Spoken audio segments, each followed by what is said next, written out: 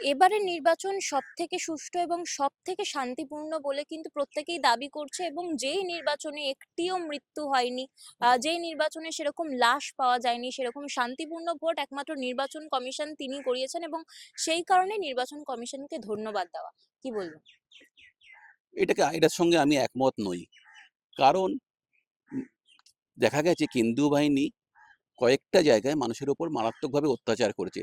এমনও দেখা গেছে একটা ছোট্ট শিশু যে ভোট কি তাই জানে না, দল তো অনেক বড় ব্যাপার, তার গায়ে অব্দি হাত তুলেছে কেন্দ্রীয় বাহিনী।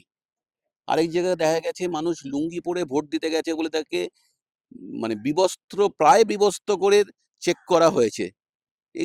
এটাকে আমি শান্তি বলে মনে করি না। এবং একটা জায়গায় আমি খবর পাচ্ছি, এখনো পূর্ণাঙ্গ খবর পাইনি, ভোটের লাইনে দাঁড়িয়েও নাকি একজন মানুষের মৃত্যু হয়েছে কেন্দ্রীয় বাহিনীর ভয়ে।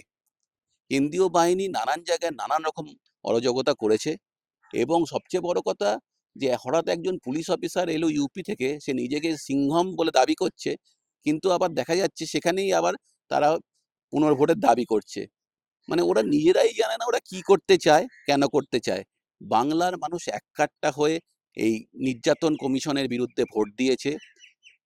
এসআইআর এর যে এসআইআর এর নামে যে নোংরামি হয়েছে, যে অরাজকতা হয়েছে, যে বৈধ ভোটারের নাম বাদ গেছে, তাদের কথা ভেবে মানুষ ভোট দিয়েছে। এবং এর ফলে 4 তারিখ আর বেশি দেরি নেই, আর 2-3 দিন পরেই আপনি দেখতে পাবেন ইভিএম খোলার সঙ্গে সঙ্গে তৃণমূল কংগ্রেস বিপুলভাবে জয়লাভ করছে এবং চতুর্থবারের জন্য মুখ্যমন্ত্রী হচ্ছেন মমতা বন্দ্যোপাধ্যায়। বিভিন্ন এক্সিট পোলে বারবার দেখানো হচ্ছে যে বিজেপি এগিয়ে রয়েছে। এই ব্যাপারটাকে কিভাবে দেখছেন? দেখুন, এক্সিট পোল বিজ্ঞানসম্মত নয়, এটা জ্যোতি বসু বলে গেছিলেন। তাছাড়া আপনি যদি 2021 দেখেন, 2016 দেখেন, 2024 দেখেন, কোনোদিনও এক্সিট পোল মেলেনি। প্রত্যেকবারই এই গদি মিডিয়া দেখায় বিজেপি রমরম করে এগিয়ে আছে, কিন্তু যখন ইভিএম খোলে তখন আসল চেহারা প্রকাশ পায় এবং তৃণমূল কংগ্রেস হাসতে হাসতে জয়লাভ করে। এবারও সেটা করবে। সেই জন্য আমি বলছি, আপনার এক্সিট পোল নিয়ে মাথা ব্যথার কোনো কারণ নেই। তৃণমূল কংগ্রেস 200-র উপরে সিট নিয়ে চতুর্থবারের মতো ক্ষমতায় আসছে। বিজেপির যে ধর্ম নিয়ে রাজনীতি একটা ভিত্তি, এটা কি মানুষকে প্রভাবিত করছে এবারের ভোটে? দেখুন, বাংলার মানুষ একসাথে থাকতে ভালোবাসে, এটা সম্প্রীতির জায়গা। এখানে ধর্ম নিয়ে রাজনীতি আগেও হয়নি, এখনো হবে না, আগামী দিনেও হবে না। সেটা বিজেপি যতই চেষ্টা করুক, ওইসব এখানে হবে না। এখানকার মানুষ একে অপরের সঙ্গে থাকে, একে অপরের সঙ্গে বড় হয়েছে, একে অপরের সাথে জীবন কাটায়। এখানে হিন্দু, মুসলমান, খ্রিস্টান বা অন্য ধর্ম কোনো ম্যাটার করে না। এখানে আমরা সবাই এক হয়েই থাকবো, এক হয়েই আগামী দিনেও থাকবো। অমিত শাহ বলছেন যে এবারে নির্বাচনে 200 পার। নরেন্দ্র মোদী তিনিও বলেছেন যে 4ই মে সারা কলকাতায় ঝালমুড়ি বিলি হবে। এই বিষয়টা কি বলবেন? মানে ঝালমুড়ি তো আমরা খাই, আমরা তো ছোটবেলা থেকেই ঝালমুড়ি খাই, ঝালমুড়ি তো বিলি হতেই পারে। আর ওই 400 পার, উনার তো পারটা আগেও আপনারা দেখেছেন। উনি আগেরবারও বলেছিল, তারপরে সেই ফল কোথায় এসে ঠেকেছে সেটাও দেখেছেন। এবারও উনি দেখতে পাবেন টিভিতে বসে যে উনার সমস্ত শক্তি, সমস্ত ইডি, সিবিআই, কেন্দ্রীয় বাহিনী, নির্বাচন কমিশন যত কিছু আছে, সব মিলিয়েও বিজেপিকে 50-এর উপর তুলতে পারলো না। তৃণমূল কত আসনে জিততে পারে এবারে? যদি খুব খারাপ ফল হয়ও 200-র উপরে।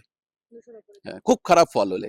আর ভালো হলে সে কোথায় গিয়ে পৌঁছাবে, সে স্বয়ং আমি তো জানি না, দলও অতটা জানে না যে কোথায় গিয়ে পৌঁছাতে পারে। কিন্তু কারণ এসআইআর এর পর কি এটা সম্ভব হবে? এসআইআর এর পরে আরো বেশি সম্ভব হবে। কারণ এসআইআর এর ফলে মানুষ যে অত্যাচারিত হয়েছে সেটা মানুষ জানে, মানুষ দেখেছে এবং সেই ভোট পড়েছে। এবং প্রত্যেকটা ভোটই পড়েছে এসআইআর এর নামে মানুষের যন্ত্রণার বিরুদ্ধে। একটি প্রশ্ন থাকবে, যদিও বা কখনো বিজেপি ক্ষমতায় চলে আসে বাংলায়, বিজেপির তরফ থেকে মুখ্যমন্ত্রী কে হতে পারে? মুখ্যমন্ত্রীর মুখ কে হতে পারে, কি মনে হয়? দেখুন, মাসির কোনোদিনও গোঁফও হবে না, সে মেসোও হবে না। তাই বিজেপিও কোনোদিনও বাংলায় ক্ষমতায় আসবে না। এখানে তৃণমূলই ছিল, তৃণমূলই আছে এবং আগামী দিনেও তৃণমূলই থাকবে। বিজেপির ফেস কে আসতে পারে যদি বা কখনো তারা ক্ষমতায় আসে? ওনাদের তো কোনো ফেসই নেই বাংলায়, আসবে কোত্থেকে? এই জন্য তো দিল্লি থেকে বা ভারতবর্ষ থেকে ওদের কেন্দ্রীয় নেতৃত্ব মন্ত্রীদেরকে নিয়ে সেখানে প্রচার করতে হচ্ছে। ওদের তো নিজেদের যদি লোক থাকতো তাহলে তো তারাই প্রচার করতো। তাহলে তো এদেরকে হেমন্ত বিশ্ব শর্মা বলুন, স্মৃতি ইরানি বলুন, কে আসেনি? বা মধ্যপ্রদেশের মুখ্যমন্ত্রী, সবাই তো এসছে। মুখ নেই বলেই এসছে। বাংলায় ওদের কোনো মুখ নেই। কেন?